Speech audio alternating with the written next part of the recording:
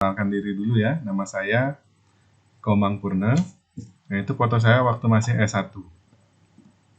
Kemudian pada bahasan ini saya akan membahas terkait model problem based learning untuk meningkatkan kemampuan pemecahan masalah siswa. Jadi ini gininya, uraiannya sebagai berikut.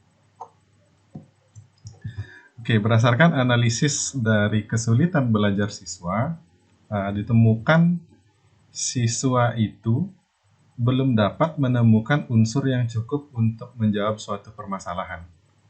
Jadi apa yang dibutuhkan untuk menjawab soal itu, kadang siswa dimanjakan oleh soal-soal contoh yang kesannya mudah, jadi sudah disuguhkan X-nya sekian, Y-nya sekian gitu misalnya. Nah, ketika dimodif dengan yang sebenarnya diperlukan itu dibuat secara tersirat, nah siswa mulai bingung di sana. Kemudian andai kata kasus pertama sudah selesai, maka akan muncul di kasus kedua, yaitu setelah tahu ini yang diketahui di soal, ini yang ditanyakan, maka siswa kadang mengalami kebingungan rumus yang mana yang akan saya gunakan dan bagaimana cara menggunakannya. Jadi banyak sekali kasus kita siswa sudah tahu sebenarnya rumusnya, tapi menggunakannya yang belum bisa.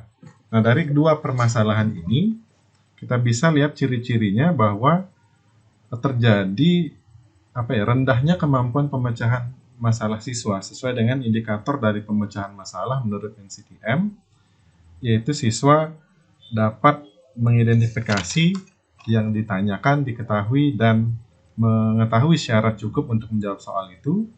Kemudian yang kedua, merumuskan masalah ke dalam model matematika gitu ya. Kemudian yang ketiga, menentukan strategi yang tepat untuk menyelesaikan permasalahan. Nah, dari dua kondisi itu sudah mencirikan kemampuan pemecahan masalah siswa yang rendah. Nah, secara lebih spesifik, saya mengambil kasus di siswa kelas 11 SMA, khususnya semester 2 pada matematika peminatan, yaitu menentukan persamaan lingkaran. Nah, kasusnya di sini, siswa sebenarnya sudah paham terkait konsep dasar dalam menentukan persamaan lingkaran jika diketahui titik dan pusat lingkarannya. Karena itu syarat yang paling mudah untuk kita bisa membuat persamaan suatu lingkaran. Jadi diketahui titik pusat sekaligus jari-jari lingkarannya. Jadi tinggal masukkan ke rumus saja. Tidak perlu mencari apa-apa lagi dan masih terkategori LOTS, Lower Order Thinking Skill. Nah, masalah mulai muncul ketika soal atau permasalahan yang diberikan itu dimodifikasi. Misalkan jari-jarinya dituangkan secara tersirat pada soal, misal dengan diketahui garis singgung lingkarannya gitu.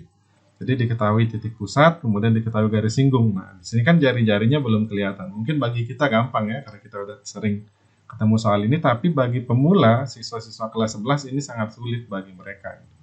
Karena biasanya mereka disuguhkan titik pusat dan jari-jari. Nah, sekarang hilang jari-jarinya. Apa yang harus siswa lakukan di sana biasanya? Mentok siswanya gitu. Sehingga kita perlu suatu model pembelajaran yang bisa meningkatkan kemampuan pemecahan masalah siswa. Nah, di sini saya ambil model pembelajaran problem based learning. Nah, sesuai dengan sintak pada model ini, yang pertama yaitu orientasi masalah. Jadi di sini sampaikan dulu ke siswa tujuan pembelajarannya apa, kemudian materi, sekaligus menyampaikan juga materi yang sebelumnya apa, sehingga ada kaitannya dengan yang akan dipelajari saat ini.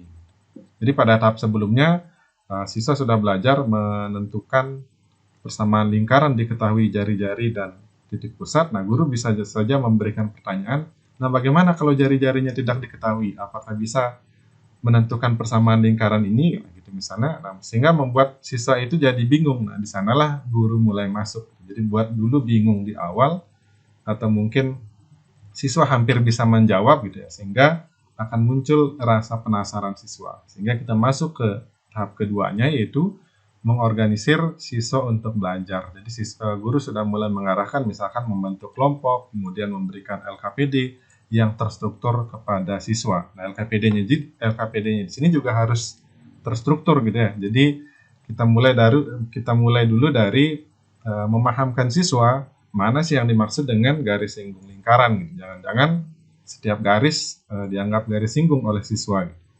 Kemudian tahap kedua kita juga harus memahamkan kepada siswa jarak titik ke garis itu yang gimana sih namanya gitu, jarak suatu titik ke suatu garis. Nah, barulah yang ketiga nanti kita hubungkan jarak titik pusat ke garis singgung lingkaran itu apa sih jadinya. Kita ketahui itu sebagai jari-jari, sehingga dari sini siswa sudah paham, oh ternyata seperti ini alurnya gitu. Jadi nggak banyak ngapal rumus, yang penting siswa tahu bahwa dari pusat ke titik singgung garis singgung dengan lingkaran itu adalah jari-jari.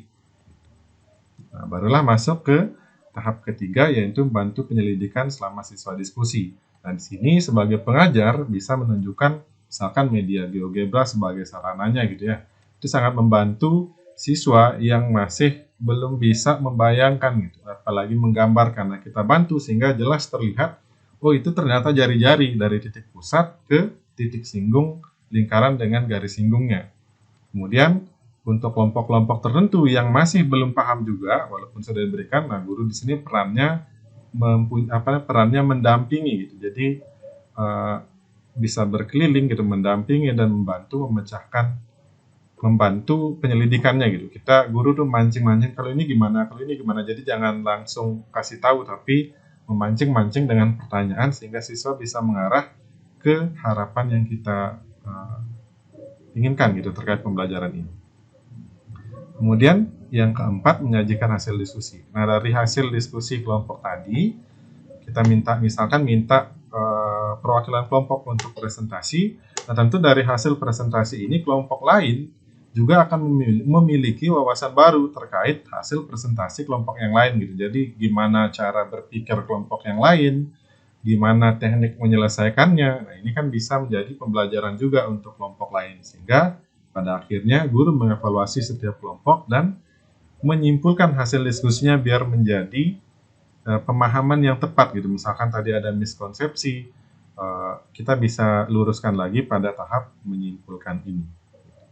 Nah, dengan permasalahan yang tadi kita dapatkan, yaitu belum dapat menemukan unsur yang cukup untuk menjawab soal, ini kita bisa atasi khususnya pada langkah kedua dengan memberikan LKPD yang terstruktur. Kemudian pada tahap ketiga kita bisa dampingi siswa saat berdiskusi dengan memberikan penguatan misalnya kepada kelompok-kelompok yang memang sudah bisa atau kepada personal yang memang sudah aktif gitu, sehingga yang lainnya akan termotivasi lagi. Kemudian kasus yang kedua belum dapat menentukan rumus dan cara menggunakannya, ini juga dari LKPD-nya. Kemudian pendampingan pada tahap ketiga, kemudian dari hasil diskusi kelompok juga bisa mengatasi permasalahan ini, sehingga problem based learning cocok untuk meningkatkan kemampuan pemecahan masalah siswa, khususnya dalam kasus memecahkan permasalahan, menentukan persamaan lingkaran yang diketahui titik pusat dan garis singgung lingkaran. Baik, demikian yang bisa saya sampaikan untuk analisis dari pembelajaran inovatif ini. Terima kasih.